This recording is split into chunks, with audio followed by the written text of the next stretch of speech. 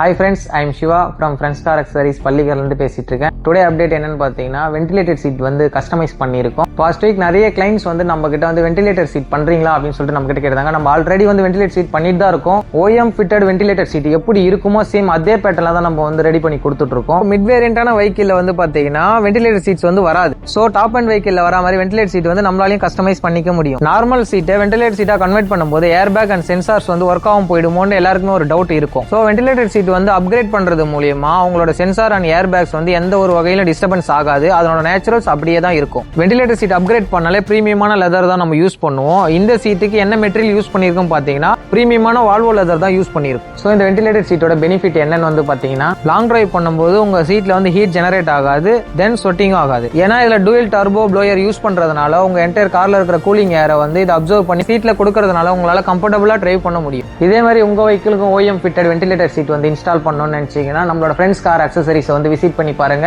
கீழே டிஸ்கிரிப்ஷன்ல நம்பர் கொடுத்துருக்கேன், மறக்காம வந்து கால் பண்ணுங்க. தேங்க்யூ.